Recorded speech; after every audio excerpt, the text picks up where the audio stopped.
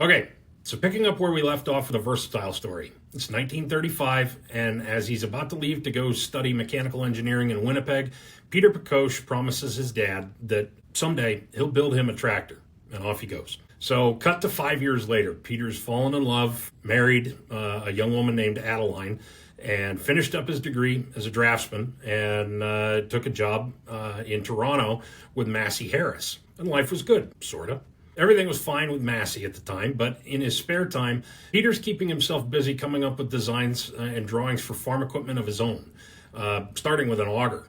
And when management passed him over for a promotion, saying he didn't have the experience and or the age, and didn't want any of his ideas, he got a little salty about it, which I can get with that. It was one of those life-defining moments, and he kept at it.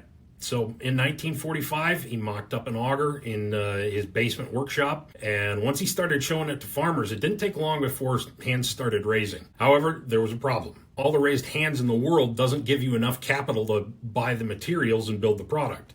And that's where this fur coat that I talked about earlier comes into play. See, his wife Adeline had been socking away money for a fur coat, but when he got turned down at the bank for a line of credit to buy the materials, she put the fur coat idea on the back burner, and she gave Peter the money so he could go and buy the materials for the augers. I guess at this point you cue up Stand By Your Man by Tammy Wynette if you want to.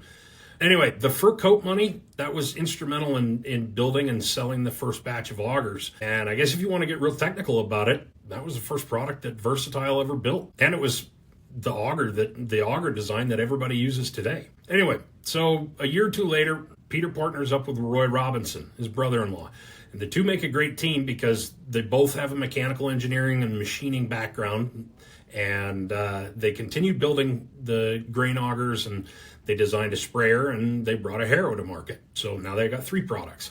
And shortly thereafter, they form a company together called the Hydraulic Engineering Company.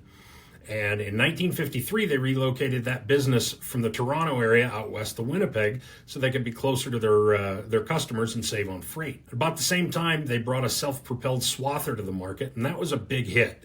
And it gave them a much-needed boost, for capital and to build a permanent headquarters, and for Peter to start working on keeping his promise to his dad. Come back for part 3. We'll get to the tractors.